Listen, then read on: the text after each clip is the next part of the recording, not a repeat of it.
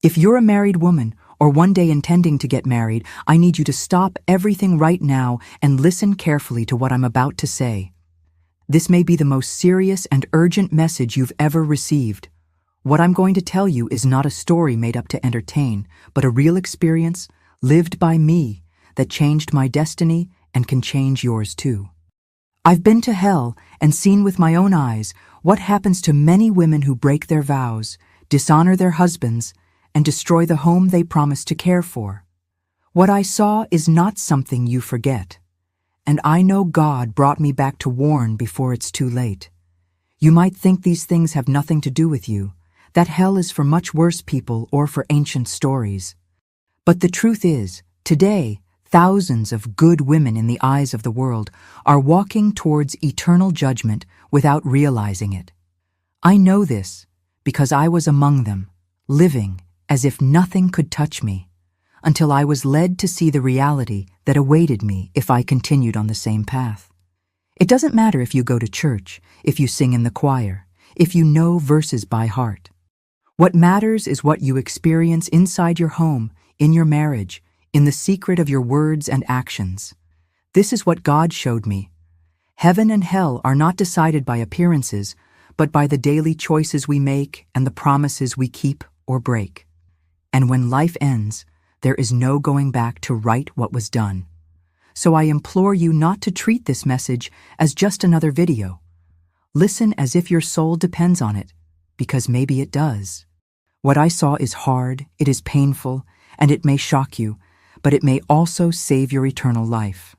While there is still time, there is hope. But when time runs out, only eternity remains, with the consequences of our choices.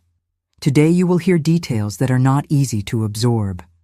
You will learn about the fate of women who used freedom as a weapon against their husbands, who exchanged fidelity for momentary pleasure, and who learned too late that God takes seriously every vow made before him. I was on my way to becoming one of them until God decided to show me where I was going. If you have the courage to stay until the end, you'll understand why I say this message is a warning, but also an opportunity. And if God has allowed me to return to tell you, it's because he's still calling you to change before it's too late.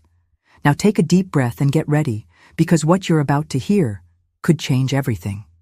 My name is Halena. I'm 50 years old, and what I'm about to tell you here isn't easy for me. It's not something I share with pride, but with a heavy heart and a deep desire to prevent others from going through what I went through. I saw with my own eyes what happens to many married women after death. And it wasn't in heaven. It was in hell. I'm not talking about rumors or hazy dreams. I'm talking about a real, clear, and conscious experience that completely changed my life. Maybe you're married, maybe you're not yet, but if you ever want to be, I urge you, pay attention until the end. It could save your soul. I remember how I always considered myself a strong woman. I grew up in a home where my mother suffered in silence. I saw her being humiliated, disrespected, and even assaulted. From an early age, I made a promise to myself. I would never let a man order me around. This decision shaped my personality, and although I didn't realize it at the time, I was building a spiritual trap for my own life. When I got married, I brought this spirit of independence into my home, but it wasn't a healthy independence.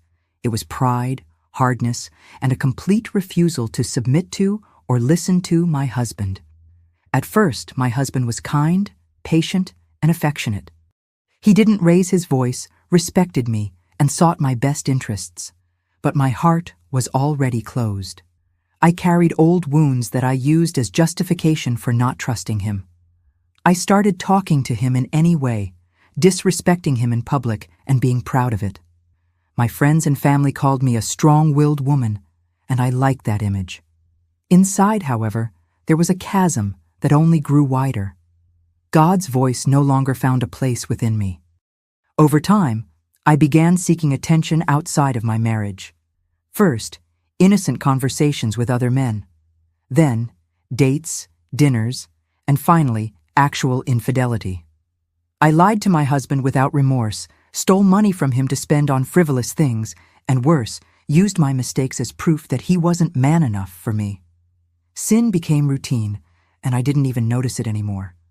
I felt in control of everything, but the truth is, I was already a prisoner of something much bigger than myself. Everything changed one ordinary night. It was around 10 p.m., and I was lying next to my husband. He was asleep. I was awake, staring at the ceiling, when I felt something strange. A weakness came over me, and suddenly I realized I couldn't move my body. I felt as if my soul was being pulled out, slowly but surely, and an indescribable fear took hold of me. I wasn't dreaming. I was completely conscious, and within seconds, I left this world. I opened my eyes and found myself in a dark, suffocating place with a heat that seemed alive. The air was heavy, and I heard screams so deep they seemed to pierce my soul. Ahead of me, shadows with claws and eyes like embers moved silently, and I soon realized they were taking me somewhere. I tried to resist, but I had no strength. With each step, the sound of screams grew louder, and the heat seemed to burn from within. I knew deep down where I was going, and there was no turning back. With each step, the darkness seemed denser. I felt like I was descending, even though I couldn't see any stairs or floor. The heat was not like that of the sun or the fire of the earth. It was a living heat, which seemed to hate me. The creatures guiding me didn't speak, but I knew they understood exactly who I was and why I was there. My spiritual body felt like it weighed tons, and my feet touched rough ground, as if littered with shards of glass and sharp rocks. I wanted to scream, but my voice wouldn't come. Only hot tears streamed down my face. As we walked on, I began to hear a different kind of crying. It wasn't just physical pain, it was pure despair mixed with regret. I would recognize that sound anywhere. It was the crying of women. The sound grew louder, until finally the vision opened before me. A vast, endless field filled with women bound in ways I could never have imagined. Some had chains on their arms, others had their tongues stretched out and tied to red-hot poles. There were also those whose feet bled as they were forced to walk over sharp stones. Suddenly, a voice entered my interior. It wasn't a sound I could hear with my ears, but something that spoke directly to my soul. This is the place reserved for married women who have betrayed, lied, dishonored, and destroyed the home they swore to protect. Those words cut through my spirit like blades. I tried to tell him it wasn't my place, that there were worse things in the world. But the voice knew more than I did. It knew every detail of my life, every thought, and every hidden action. I was pulled into an area where women were walking in circles on a floor covered in red-hot iron mixed with broken glass. They were crying, but they couldn't stop. When one fell, the ground itself would burst into flames and burn their legs until they got up again. The cycle never ended. The heat made the air shimmer, and I could see the skin opening and closing as if trying to regenerate itself, but never quite succeeding. It was a torment without respite, without relief. Beside me, I saw another row of women with their tongues extended, nailed to iron posts. Demons were slowly passing by, holding long, sharp blades, cutting their tongues from end to end. They screamed, but they couldn't pull their tongues back in. As soon as the cut closed, the process started again.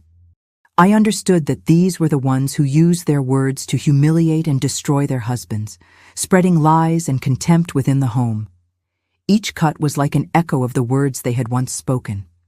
I was taken to another area where women were kneeling, with huge glowing sacks on their backs. Inside was live coal. The weight bent their spines until they nearly broke, and every few minutes a demon pushed further, causing the coal to burn deeper into their skin. The smell of burning flesh mingled with the weeping.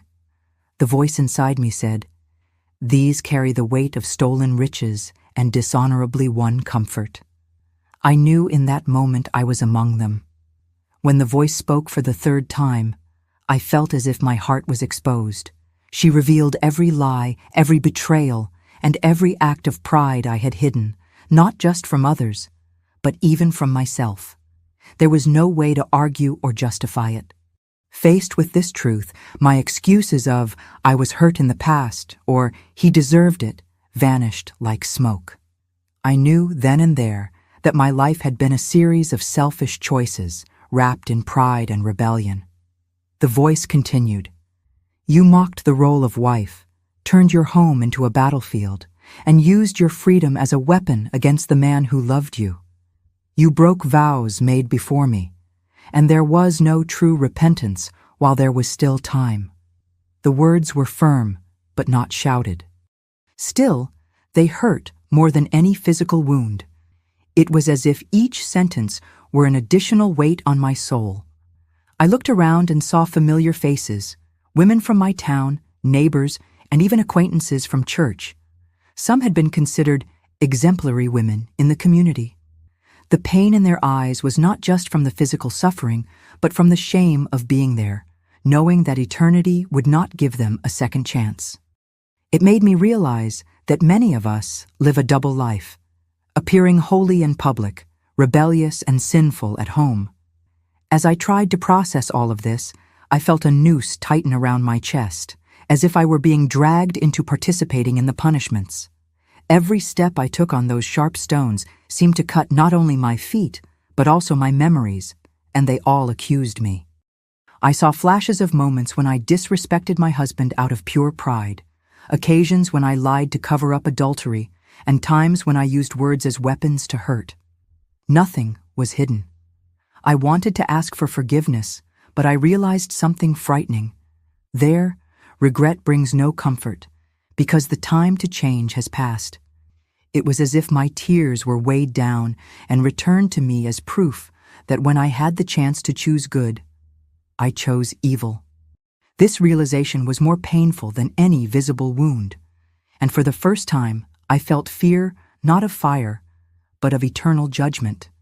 It was then that I understood that being there wasn't a mistake, nor a visit. I truly deserved that place, and the scariest thing was that if I had died that night, my soul would have remained in that prison forever. Realizing this broke something inside me that years of counseling and preaching had never touched. It was the naked truth, and it hurt more than anything I had ever experienced. As I walked across the burning ground, I realized that each step seemed to bring back memories of my life. Not random memories, but the very ones I was trying to forget. It was as if each sharp stone was a file being opened, revealing my hidden sins with cruel clarity. I remembered the first time I lied to my husband, saying I was going to visit my mother when, in fact, I was going to meet another man. I remembered the times I used my salary to treat myself while he struggled to pay the bills, justifying to myself that I deserved it. The physical pain in my feet was unbearable, but the pain of my conscience was even worse. I wanted to close my eyes and stop seeing, but there was no rest, neither for my eyes nor for my soul. With each memory, I felt more shame and more despair. It was as if hell had been shaped so that no one could be mistaken about their reason for being there. There was no room for thinking it was a mistake or God is being unfair. Everything was laid out so clearly that even the proudest person would be silent. I looked to the side and saw a woman I'd once admired at church. She always smiled, always served in ministry, but now she was kneeling with chains burning her skin. When our eyes met, there was no mutual judgment, only the understanding of two damned souls. This silent exchange hurt more than any physical wound. At one point, a demon stood before me. He didn't have the caricatured appearance seen in movies or cartoons. It was more frightening precisely because it was not completely monstrous. It had almost human features, but distorted, as if something holy had been irreversibly corrupted. He looked at me as if he knew every detail of my life. Without saying a word, he reached out and touched my shoulder.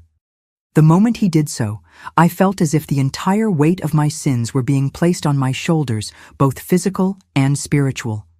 My legs trembled, and I was forced to my knees. This weight wasn't just symbolic. I literally felt my spine bend and muscles tear.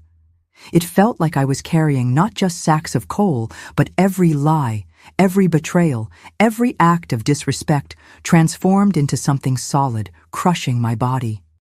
The more I tried to straighten myself, the more the weight increased, as if hell itself was telling me, "You chose this, now carry it forever." The powerlessness was total. There was no strength of your own, no outside help. You were alone with the consequences of your decisions. The voice that had spoken to me before returned. It didn't shout, it didn't accuse hysterically, it was calm but relentless. You thought submission was slavery, that respect was a sign of weakness. You used love as a bargaining chip and home as a battlefield. Here, every choice has a price, and yours is being paid now. Every word in that voice was like liquid fire pouring into my chest. I knew I couldn't respond, because any defense would be a lie. And in that place, the lie died before it was even spoken. I looked up, trying to find any sign of light, but all I saw was a dead, heavy, motionless sky. There was no wind, no sound of life, only screams and the endless echo of pain. It was at that moment that I realized that if it weren't for God's mercy in bringing me back, that would be my eternity. The thought of never seeing anything good again, never hearing a genuine laugh again, never feeling peace again, tore me apart. I knew that if I got out of there alive, I would never be the same. As I was dragged to another section, I realized the torment there was even more specific. Women were placed in an endless line, each with their mouths open, while demons held their tongues taut with hooks. These tongues were attached to red-hot iron poles, and the heat caused the flesh to crackle and smoke. The smell was suffocating, a mixture of burning flesh and sulfur. Some wept silently, others screamed so loudly it echoed throughout the room, but nothing lessened the intensity of the punishment. I understood in that instant that I was in the place where words were judged, the words that destroyed homes, wounded hearts, and broke sacred promises. Every few minutes, a demon would slowly pass by, holding a long, sharp blade. He would slice their tongues open as their victims howled in agony. But, horribly, the tongue would grow back within seconds, and the process would start over again, endlessly. It was an eternal cycle, and each time the blade passed, not only the body suffered, but also the mind, for with it came the memory of words spoken in life. It was as if each cut was accompanied by an echo. Insults, lies, humiliations, all repeated in the head in a mental torment parallel to the physical. The voice spoke to me again, but this time it sounded even deeper. Death and life are in the power of the tongue. You used it to kill, not to heal. You hurt the very thing you promised to protect. The tongue that lied, that mocked, that destroyed, now reaps what it sowed. Each sentence seemed to drive a thorn deeper into my conscience.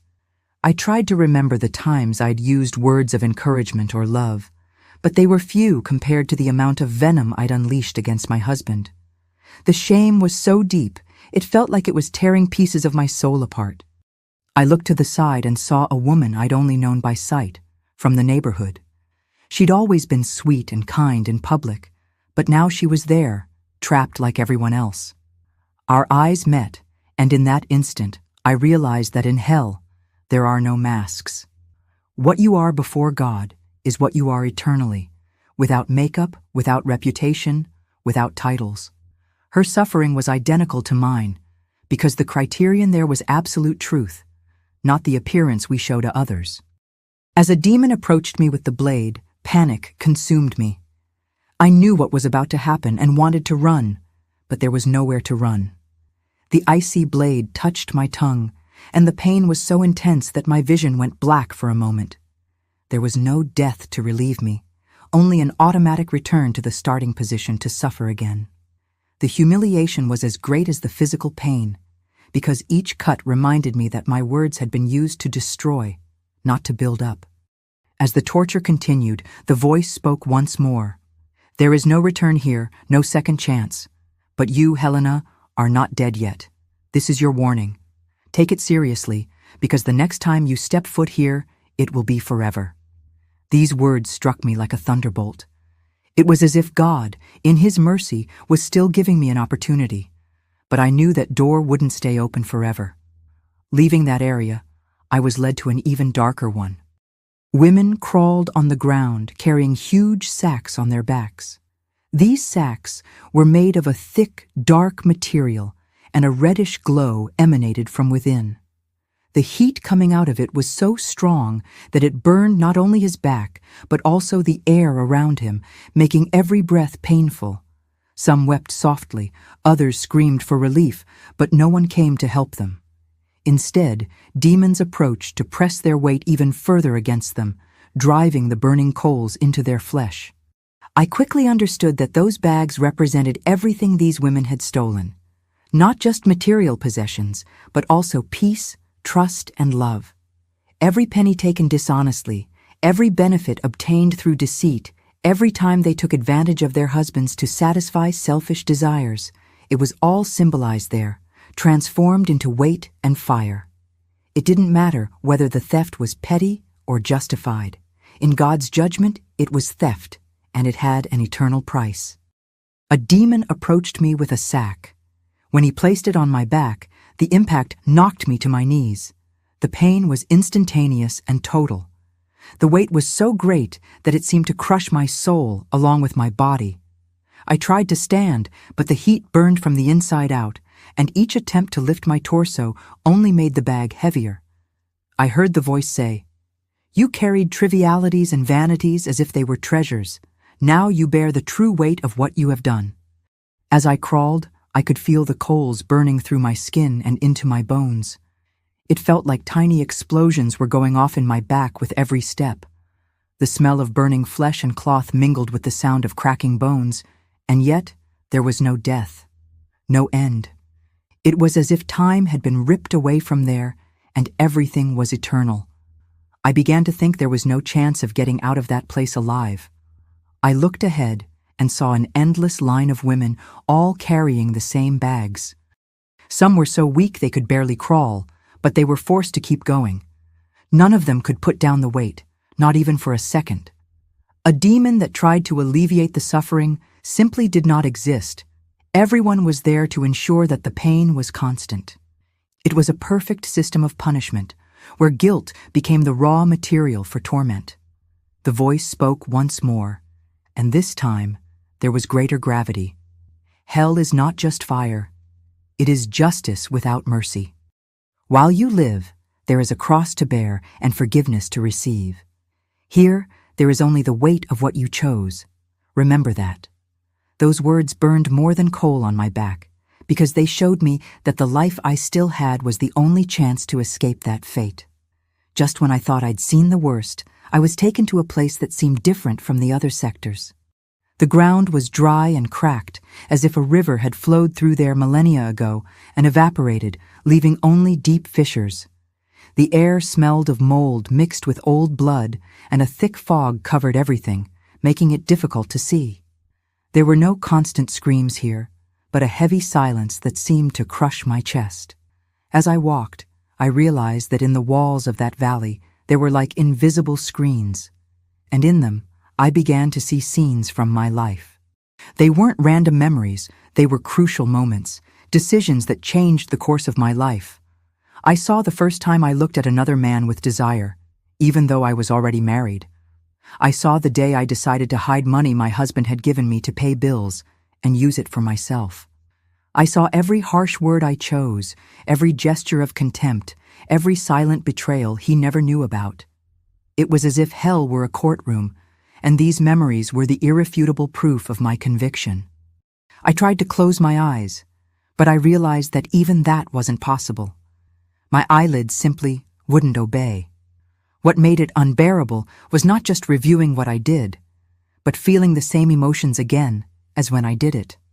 When I saw myself humiliating my husband in public, I felt that poisonous pride again, and it sickened me because now I knew it came from a completely contaminated heart. Each memory wasn't just an image, but a complete immersion in the moment. I heard my own voice lying, felt the butterflies in my stomach before meeting a lover, and at the same time felt God's disappointed gaze upon me. It was a triple suffering. From the awareness of guilt, from the reliving of the act, and from the certainty of condemnation. In this valley, there were no visible demons, but I felt something watching everything. ensuring I wouldn't stray for a second from these memories. It was as if invisible forces controlled my body, forcing me to look and remain before these scenes. And to make matters worse, each memory was accompanied by a whisper. You chose this. You knew. You wanted it. Those words cut like blades, shattering any illusion that I had been a victim of circumstance. No, I had been the author of my own tragedies. At one point, I saw a memory that made me tremble more than all the others. It was a simple argument about something domestic.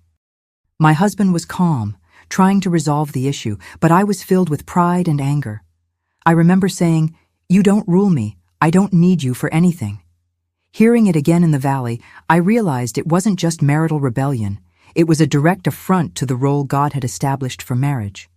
Those words echoed so many times that they began to blend in with the screams I had heard in the other sectors. With each memory, I felt the weight of regret, but it didn't bring peace. It only increased the pain. Repentance there is not like it is on earth. Here, it is sterile. It does not produce forgiveness. It only feeds torment.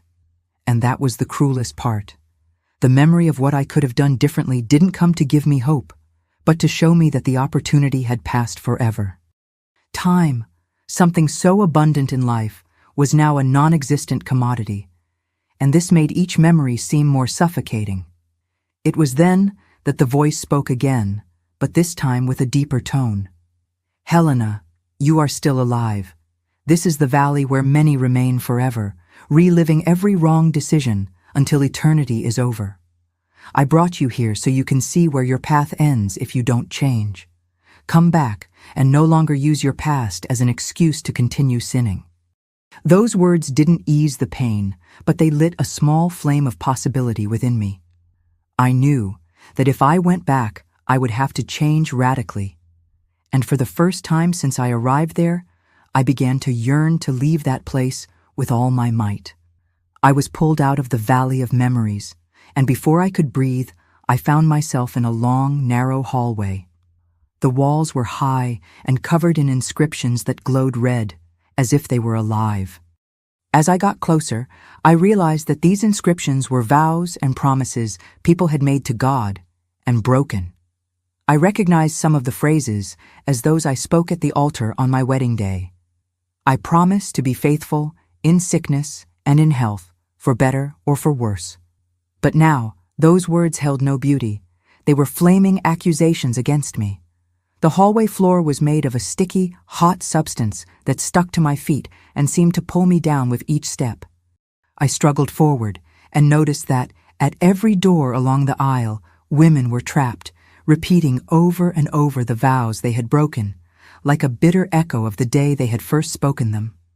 As I walked, I felt a different weight, not the physical weight of sacks of coal, but the moral and spiritual weight of having used sacred words so lightly. The voice spoke, "Marriage is more than a human contract. It is a covenant before me. Whoever breaks it out of rebellion and selfishness breaks not only with their spouse, but also with me." These words burned brighter than the fire in other areas because they showed me that my sin was not just against my husband, but against God himself.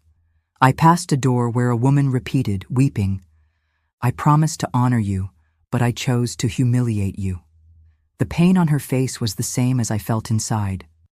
At each door I passed, I heard different stories, but all with the same core: pride, betrayal, contempt, and broken trust. Some women were kneeling, their necks chained to the wall. Others held incandescent rings that burned their hands without destroying the metal. These covenants were like eternal witnesses to what they rejected. I looked at my own hands and saw that my wedding ring was there too, glowing like embers. The pain wasn't just in my body, but in my soul, as if every inch of my history was being exposed.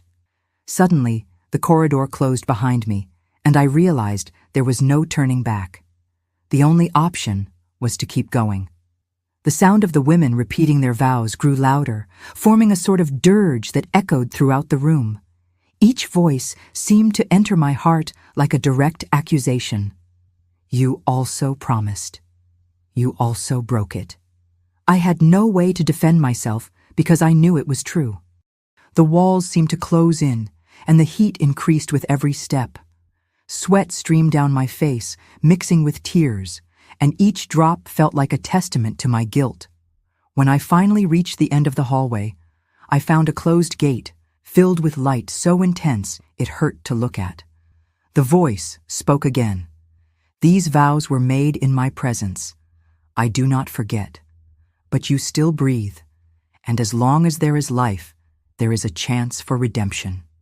Do not use this chance to return to the same lies."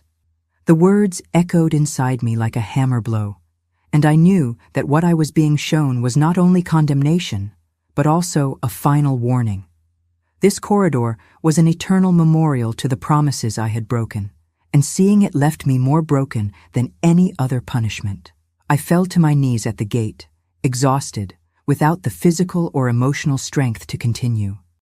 At that moment, I understood that hell was not only a place of fire and pain, but also of perfect memory, where every word and every deed echoes forever. This was more torturous than any physical injury. And even in that despair, a thought began to grow. If I got out of there, I would not only change my life, but I would do everything I could to warn other women before it was too late. As I passed through the gate to the Hall of Broken Oaths, I was thrust into a vast field lit only by a reddish light emanating from the ground itself. It was as if the ground itself were alive and pulsing, breathing hatred. The air was heavy, and each breath felt like it was tearing at my lungs.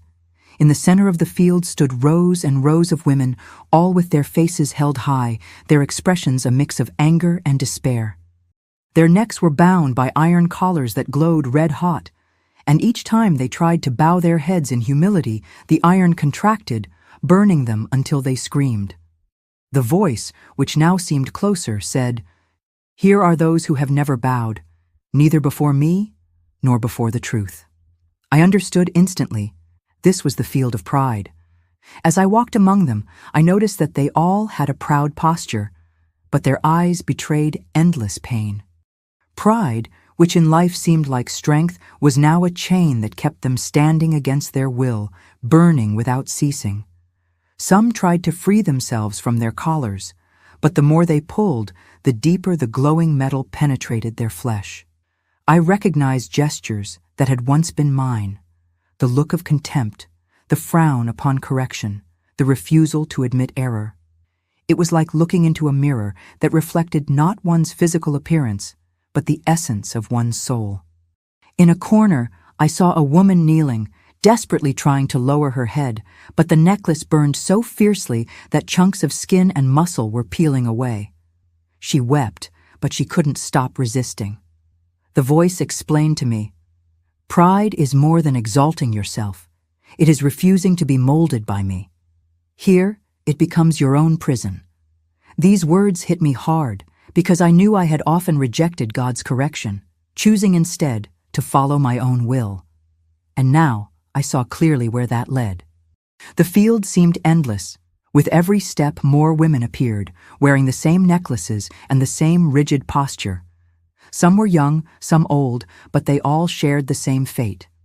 The heat of the metal in the air made my skin sting, even though I wasn't wearing a necklace.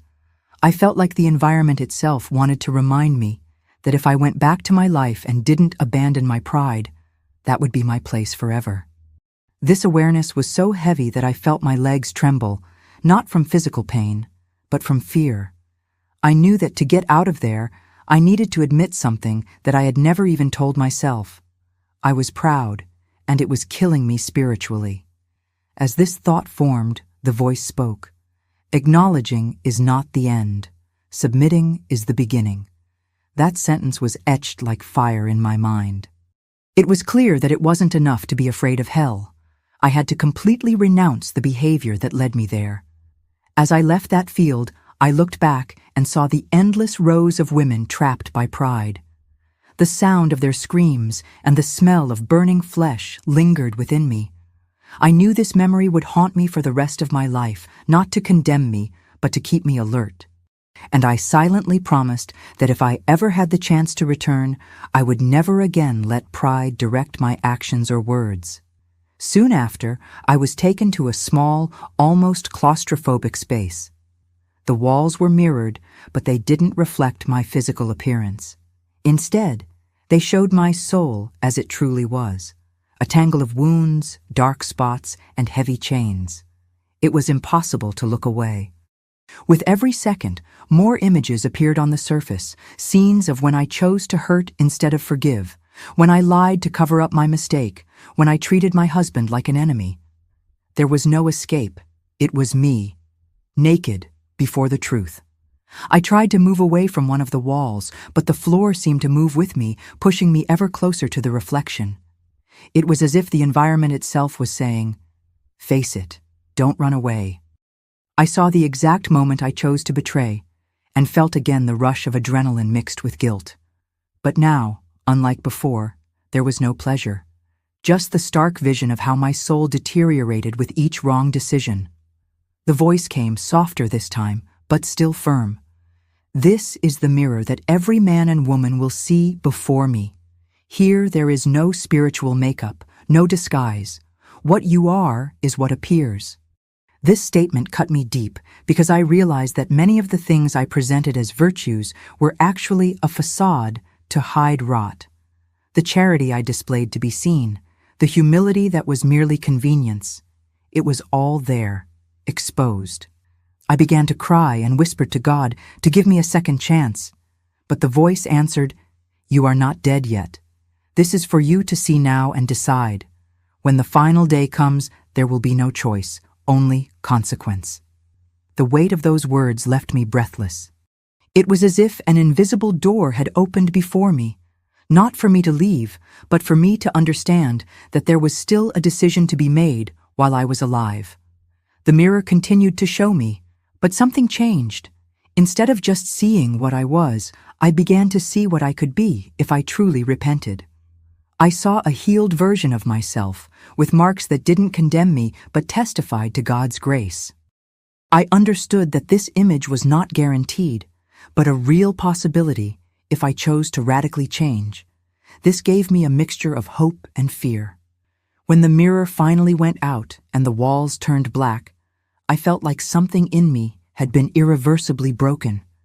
I didn't want to live the same way anymore, and even though I was still in that place of torment, I realized my heart was beginning to cry out, not just for deliverance, but for true transformation. After leaving the Hall of Mirrors, I felt like I was being taken to a place unlike any other. The path was narrow, lined with fiery precipices that stretched as far as the eye could see. The air was hot, but there were no visible flames. It was an invisible heat, as if it came from within the soul itself. On the horizon, I saw something like a vast gate, made of intertwined light and shadow. Each step toward it was heavy, as if opposing forces were trying to pull me back.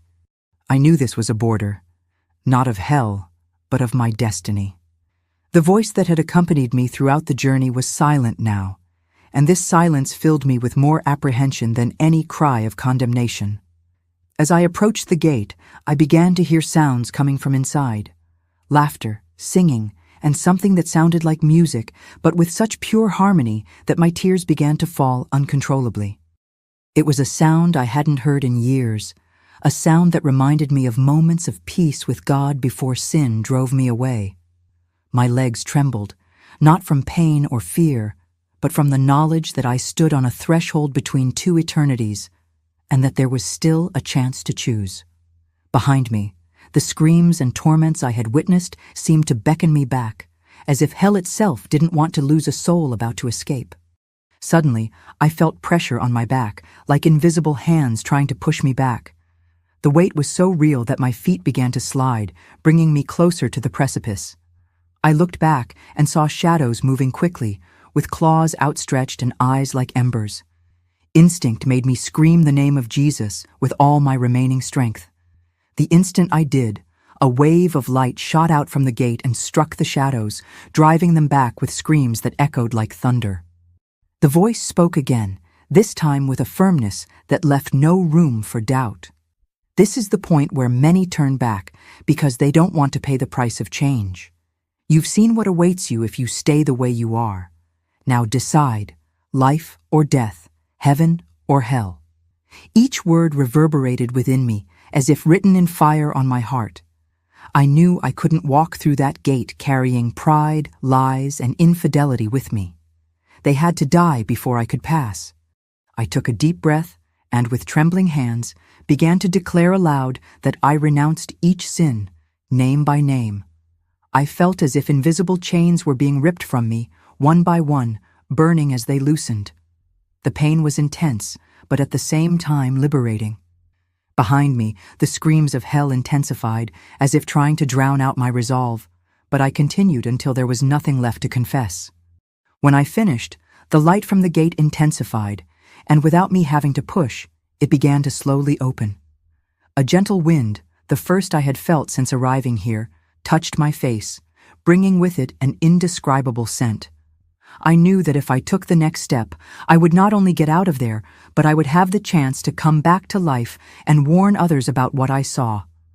I walked through the gate with my heart pounding, and the instant I did, the entire scene changed. The darkness, the stifling heat, and the screams were replaced by a soft light and a silence that wasn't empty, but full. I felt as if I were being carried by invisible arms, and the feeling was one of absolute safety. I looked down and realized my body was there, lying in bed next to my husband, just as it had been the night it all began. But now something was different. I was alive, and every beat of my heart was a reminder of the mercy I had just received. I sat up in bed with tears streaming down my face. My husband was still asleep, unaware that while he rested, I had walked the corridors of hell and reached the edge of eternity. I gently touched his face and silently asked for forgiveness, promising God and myself that I would never disrespect or betray him again. He knew that promise was not just a marital commitment, but a spiritual pact before God. I spent the next few hours in prayer, kneeling on the bedroom floor. The images of hell were still vivid in my mind. The women walking on sharp stones, the tongues tied and cut, the bags of coal burning their backs, the hall of broken oaths, the field of pride, the mirror of truth. All of this was etched into me like scars that would never fade, not to condemn me, but to remind me of what was at stake. I knew that my mission, from that moment on, was to tell as many women as possible what I had seen. The next morning, I shared the whole experience with my husband. He listened silently, his eyes welling up, and hugged me like never before. I felt that, in that embrace, God was beginning to restore something that I myself had destroyed. It wasn't just my marriage that was being healed, but my soul as well. I understood I had a long road ahead, but I was willing to walk every step of it in obedience and humility. Today, in sharing this testimony, I'm not seeking to shock or scare, though I know what I saw is terrifying. My goal is simple: warn before it's too late. If you, woman, are listening to this and know you've been disrespectful, cheating, or using words to destroy your home, understand that there's an eternal price to pay for these choices. But there's also forgiveness and restoration if you decide to change while there's still time. I went to hell and back, not to boast, but to say that Jesus still frees and transforms. If you're alive, there's still hope. But don't take this chance lightly. It could be your last.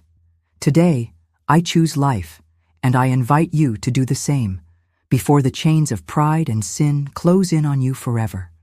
If this message spoke to your heart, I ask that you don't keep it to yourself. Share this video with other women, families, and individuals who need to hear this warning before it's too late. There are many who walk the same path I did and don't know where it leads. Each share can be a seed planted in someone's life. It can be the warning that will prevent a soul from falling into the same abyss. Please also subscribe to the channel and turn on notifications. By doing so, you not only stay up to date with new messages, but you also become part of a group of people committed to spreading the truth and the Word of God. By subscribing, you help this work reach more people and bring warning and hope to places I might never be able to reach alone. Comment below what this message awakened in you. Your experience, your testimony, or even your question can be used by God to touch the hearts of others who read it. Often, a word from someone who has experienced something similar has more impact than we imagine. Don't put it off until tomorrow. Share, subscribe, and actively participate. This way, you'll be helping to keep alive this mission of alerting, edifying, and bringing back those who are straying from God. A message can change a life, but only if it reaches those who need it. And you can be the instrument God uses to make this happen.